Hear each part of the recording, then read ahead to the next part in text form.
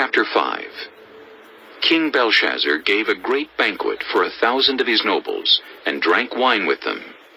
While Belshazzar was drinking his wine, he gave orders to bring in the gold and silver goblets that Nebuchadnezzar his father had taken from the temple in Jerusalem, so that the king and his nobles, his wives and his concubines might drink from them. So they brought in the gold goblets that had been taken from the temple of God in Jerusalem. And the king and his nobles, his wives and his concubines drank from them. As they drank the wine, they praised the gods of gold and silver, of bronze, iron, wood, and stone. Suddenly, the fingers of a human hand appeared and wrote on the plaster of the wall near the lampstand in the royal palace.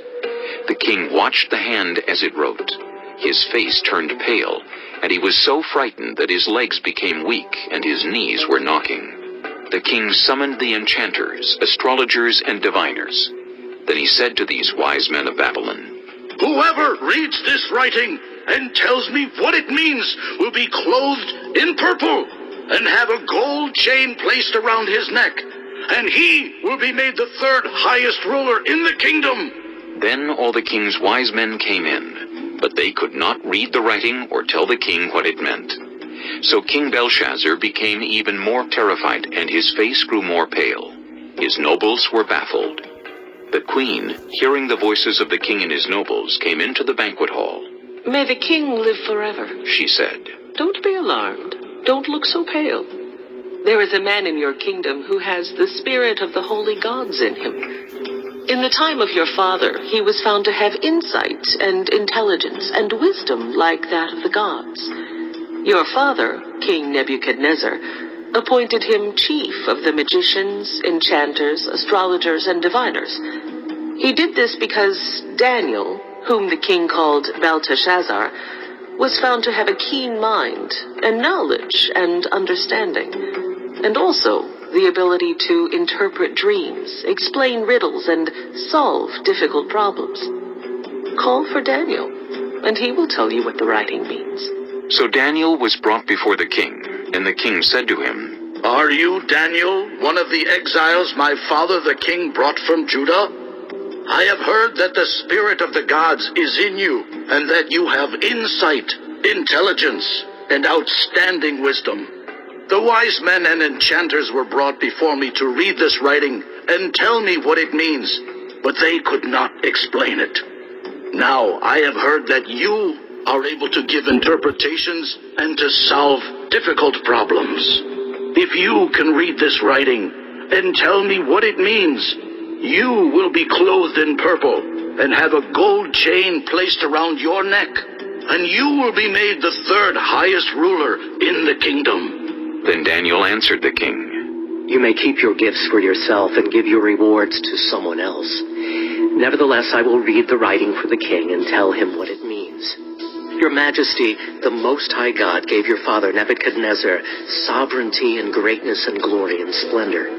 Because of the high position he gave him, all the nations and peoples of every language dreaded and feared him. Those the king wanted to put to death, he put to death. Those he wanted to spare, he spared. Those he wanted to promote, he promoted. And those he wanted to humble, he humbled. But when his heart became arrogant and hardened with pride, he was deposed from his royal throne and stripped of his glory. He was driven away from people and given the mind of an animal. He lived with the wild donkeys and ate grass like the ox. And his body was drenched with the dew of heaven until he acknowledged that the Most High God is sovereign over all kingdoms on earth and sets over them anyone he wishes.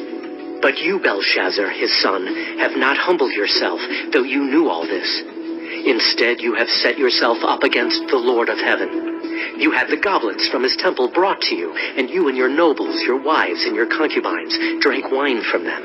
You praised the gods of silver and gold, of bronze, iron, wood, and stone, which cannot see or hear or understand. But you did not honor the God who holds in his hand your life and all your ways.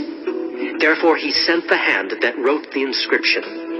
This is the inscription that was written. Mene, Mene, Tekel, Parson. Here is what these words mean. Mene, God has numbered the days of your reign and brought it to an end.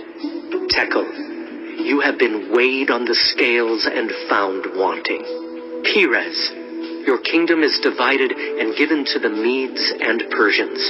Then, at Belshazzar's command, Daniel was clothed in purple, a gold chain was placed around his neck, and he was proclaimed the third highest ruler in the kingdom. That very night, Belshazzar, king of the Babylonians, was slain, and Darius the Mede took over the kingdom at the age of 62.